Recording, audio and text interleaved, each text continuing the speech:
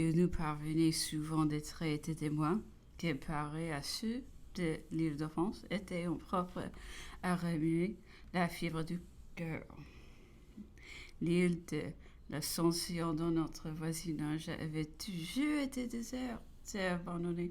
Depuis que nous sommes ici, les Anglais ont cru devoir y faire un établissement. Le capitaine, qui en a été prendre possession, nous dit à son retour qu'il avait été fort étonné en débarquant de trouver sur le rivage vive à jamais le grand Napoléon.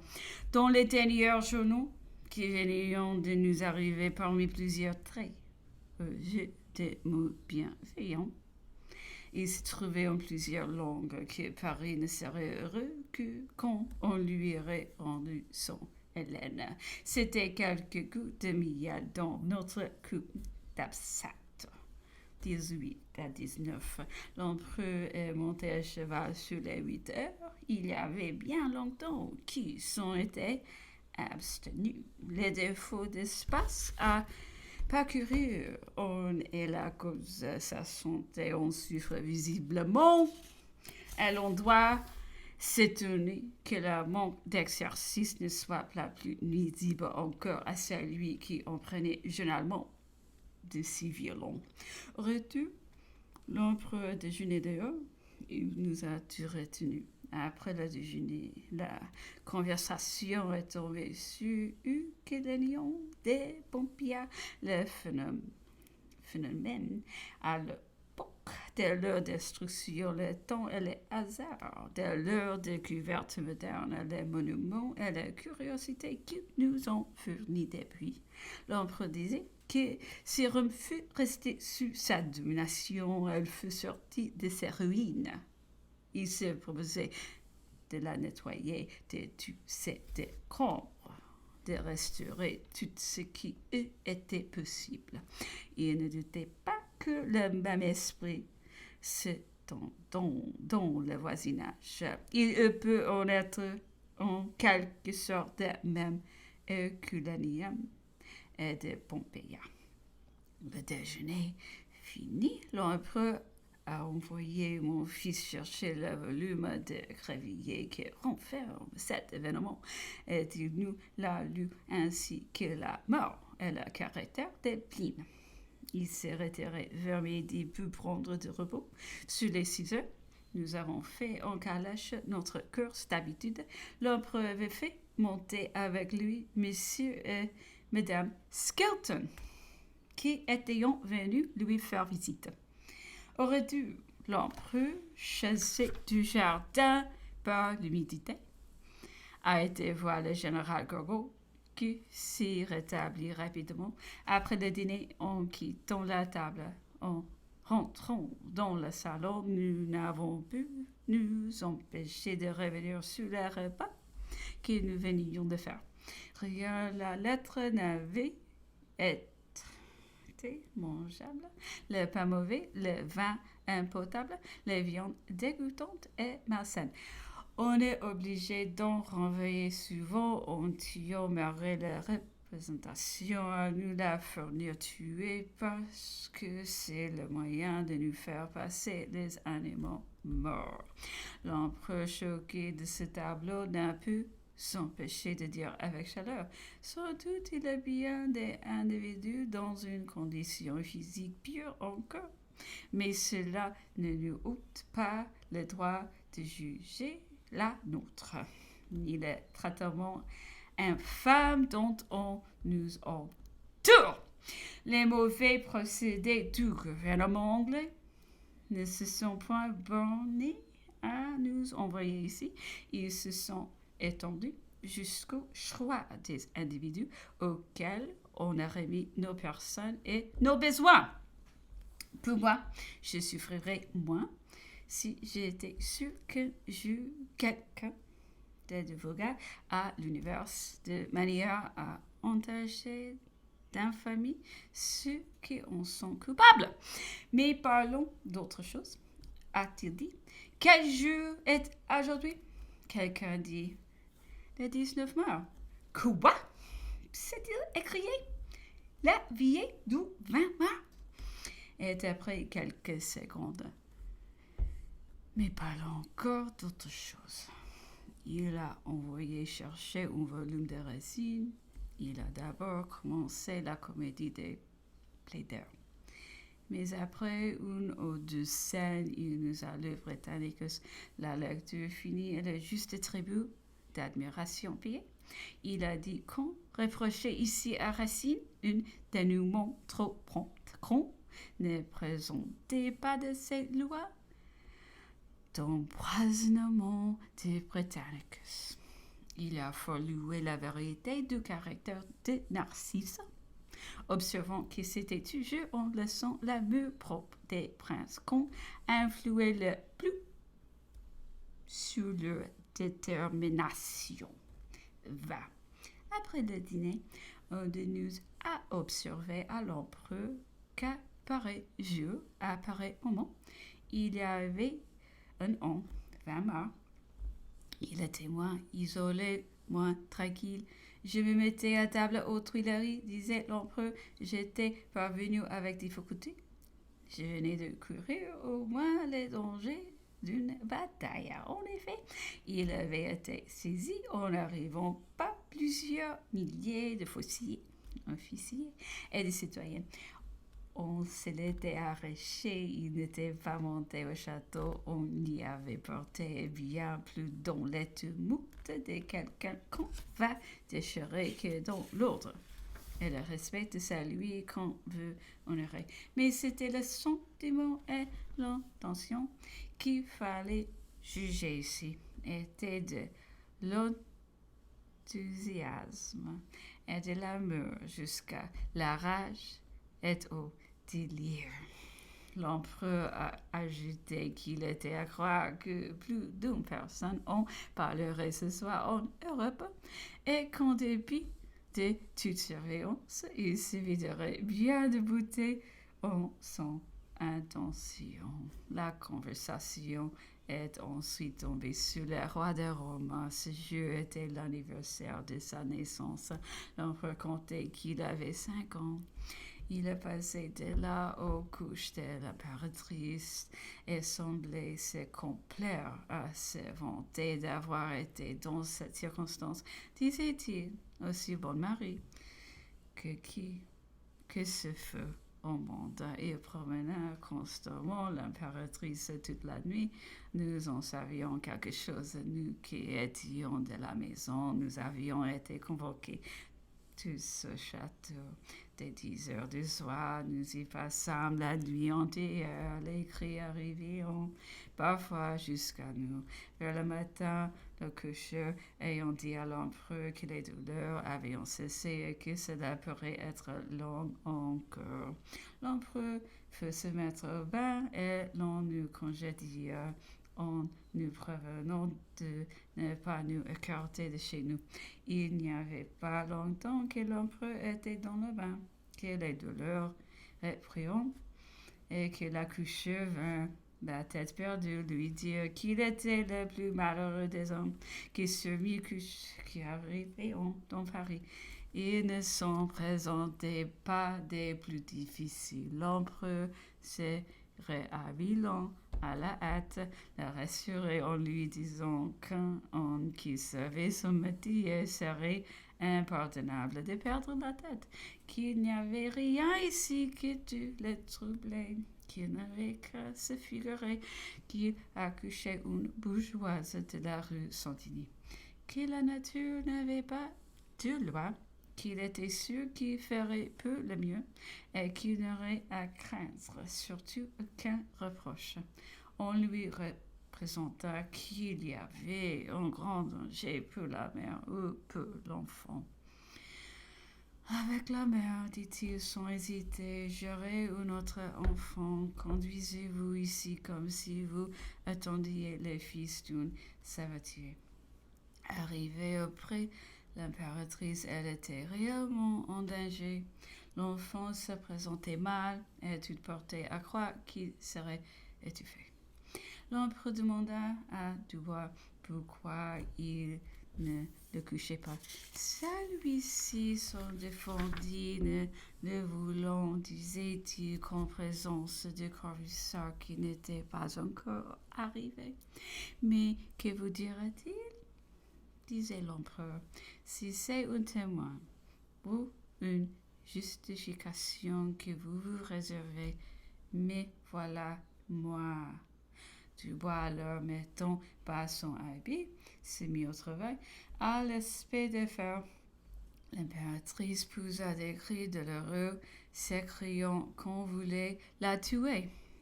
Elle était fortement tenue par l'empereur, Madame de Montesquieu, Corvisart, qui venait d'entrer. Madame Montesquieu saisit adroitement l'occasion de la rassurer en lui disant qu'elle s'était trouvée elle-même plus d'une fois dans cette situation. Cependant, l'impératrice persuadait toujours qu'on usait différemment avec elle qu'avec tout autre, et répétait souvent « Parce que je suis impératrice, me sacrifiera-t-on » Elle est convenue depuis avec l'empereur que cela avait été réellement sa crainte. Enfin, on la délivra. Le péril avait été si grand que toute l'étiquette, dit l'empereur, qui avait été recherchée, est arrivée. Arrêtée à ce sujet, fut mise de côté et l'enfant posé à l'écart sur le plancher pendant qu'on ne s'occupait uniquement que de la mère. Il y a demeura plusieurs instants et on le croyait mort. Ce fut Corvisart qui le releva, le frotta et lui fit pousser un cri. 21-22. L'empereur montait à cheval de forte bonne heure. Nous avons fait le tour des limites dans plusieurs directions. C'est durant cette promenade que l'empereur prend à présent sa leçon d'anglais. Je marche à côté de lui. Il fait des phrases anglaises que je traduis mot à mesure qu'il les prononce, ce qui lui fait voir qu'il est entendu ou le met à même de se corriger. Quand il a fini la phrase, je la lui répète en anglais, de manière à ce qu'il l'entende bien à son tour, ce qui sert à lui former de rien. Aujourd'hui, l'empereur lisait dans l'histoire romaine la conjuration de Catilina. Il ne pouvait la comprendre telle qu'elle est tracée, qu'est-ce qu'elle aura. Que fut Catilina? Observait-il, il devait avoir un objet, ce qui pouvait être celui du gouverneur dans Rome, puisqu'on lui reprochait d'avoir voulu y mettre le feu aux quatre coins. L'empereur pensait que c'était plutôt quelque nouvelle faction à la façon de Marius et de Sylla qui, ayant échoué, avait accumulé sur son chef toutes les accusations banales dont on les accable en pareil cas.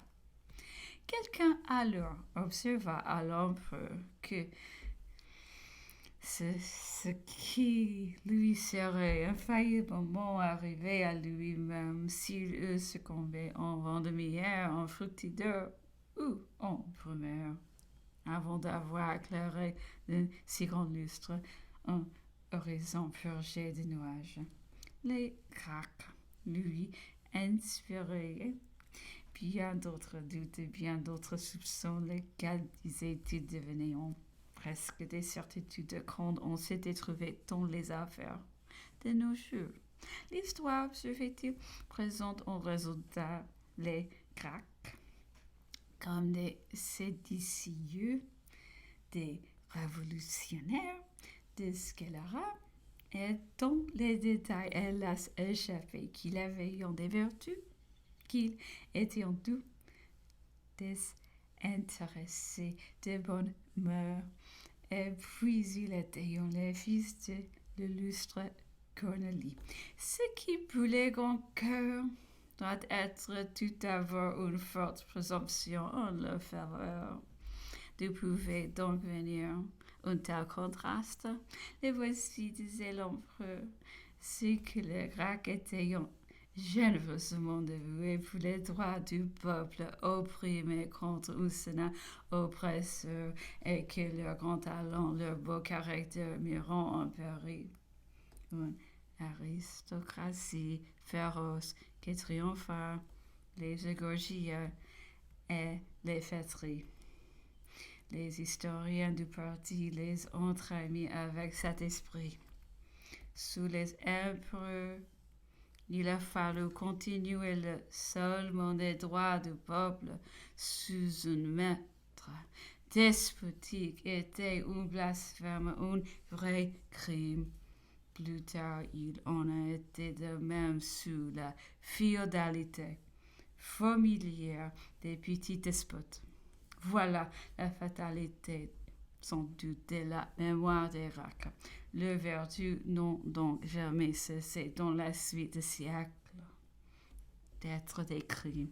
Mais aujourd'hui, qu'avec nos lumières, nous nous sommes avisés de raisonner, les Grecs pouvant et doivent trouver grâce à nos yeux. Dans cette lutte terrible de l'aristocratie et de la démocratie qui vient de se renouveler de nos jours, dans cette exaspération du vieux terrain contre l'industrie nouvelle qui fermente dans toute l'Europe, nous doute que si l'aristocratie triomphait par la force, elle ne montra partout beaucoup de Grecs et ne les traita. L'avenant tout aussi bénignement que l'on fait leur devancier. L'empereur ajoutait qu'il était aisé de voir du reste qu'il y avait la couche chez les auteurs anciens dans cette époque de l'histoire, que tout ce que nous en présentions, les modernes, n'était évidemment formé que de rapillages. Puis, il revenait sous le reproche déjà fait au bon Rollin et à son élève Gravier. Ils étaient tous deux sans talent, sans intention, sans couleur. Il fallait convenir que les anciens nous étions bien supérieurs sur ce point, et c'est parce que chez eux, les hommes d'État étaient hommes de lettres, et les hommes de lettres, hommes d'État. Il accumulait les professions tandis que nous les séparons d'une manière absolue.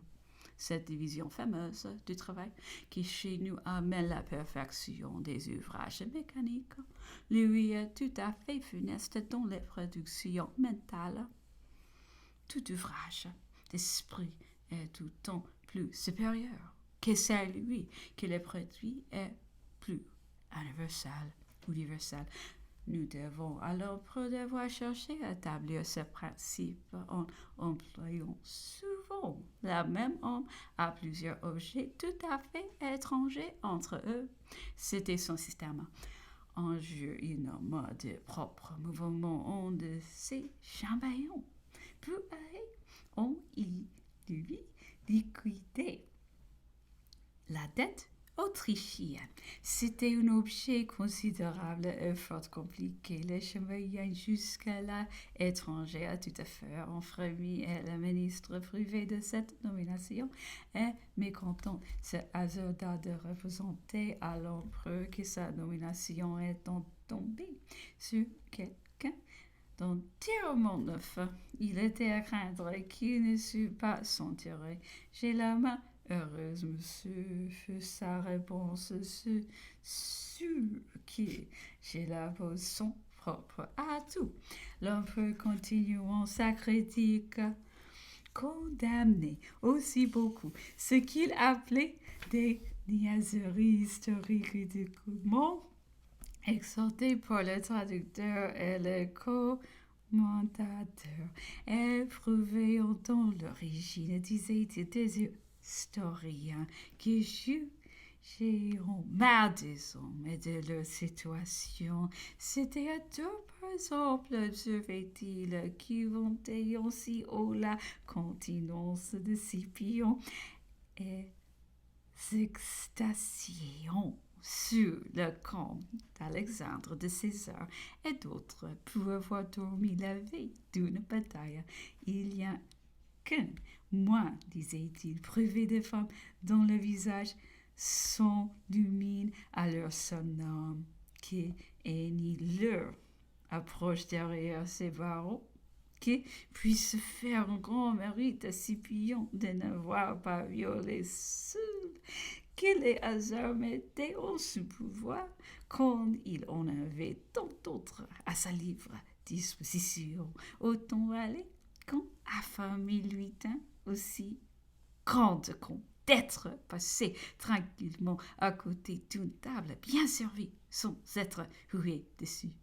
Quant à avoir dormi au moment d'une bataille, il n'est point, assurait-il, de nos soldats, de nos généraux, qui n'ayant répété 20 fois cette merveille et tout leur héroïsme n'était guère que dans la fatigue de la veille. À cela, le grand maréchal a ajouté qu'il pouvait dire avoir vu, lui, Napoléon, dormir non seulement la veille de la bataille, mais durant la bataille même. Il fallait bien, disait l'empereur, quand je donnais des batailles qui duraient en 3 jours. La nature devait aussi avoir ses droits. Je profitais du plus petit instant, je dormais où et quand je pouvais. L'empereur avait dormi sur le champ de bataille de Wagram et de Bautzen durant les combats même et fort en dedans de la portée des boulets. Il disait sur cela qu'indépendamment de l'obligation d'obéir à la nature, ses sommets offrant au chef d'une très grande armée le précieux avantage de tendre avec homme les rapports et la concordance de toutes ses divisions au lieu de se laisser emporter peut-être par le seul objet dont il serait le témoin. L'empereur disait encore qu'il trouvait dans Roland, dans César même, des circonstances de la guerre des Gaules qu'il ne pouvait entendre et ne comprenait rien à l'évasion des Helvétiens, au chemin qu'ils prenaient au bout qu'on leur donnait autant qu'il était en passé l'assaillant à la diligence de César, qui avait le temps d'aller en Italie chercher des légions aussi loin qu'Aquilée, et qui retrouvait les envahisseurs encore à leur passage de l'assaillant, qu'il n'était pas plus facile de comprendre la manière d'établir des quartiers divers, qui s'étendaient en des trêves avant. Et comme nous nous récrions aussi sur les travaux immenses que les généraux obtenaient de leurs soldats, les fossés, les murailles, les grosses tours, les galeries, l'empereur observait qu'alors tous les efforts s'employaient en confection et sur les lieux même, au lieu que nos yeux et consistaient dans le transport. Ils croyaient d'ailleurs que les soldats travaillaient en effet plus que les nôtres. Il y a le projet de dicter quelque chose là-dessus. Du reste, continuait-il, l'histoire ancienne est longue. Et le système de guerre changeait souvent. De nos jours, il n'est déjà plus celui du temps de terrain et de Vauban. Aujourd'hui, les travaux des campagnes convenient inutile. Le système même de nos places était désormais problématique au sans effet. L'énorme quantité de bombes et d'obus changeait tout. Ce n'était plus contre l'horizontale qu'on avait à se défendre, mais contre la courbe et la développer. Au coude des places anciennes n'était désormais à l'abri et s'essayant d'être tenable. Aucun pays n'était assez riche pour les entretenir.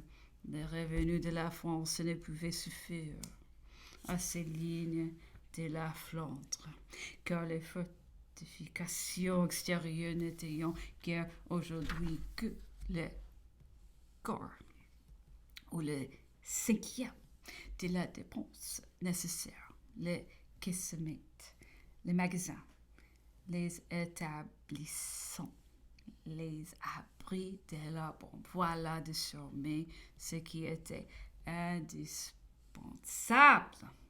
et ce à quoi on ne pourrait suffire. L'empereur se plaignait surtout de la faiblesse de la maçonnerie actuelle. Le génie avait une vis radicale sur cet objet. Il lui avait coûté des sommes immenses en pure perte.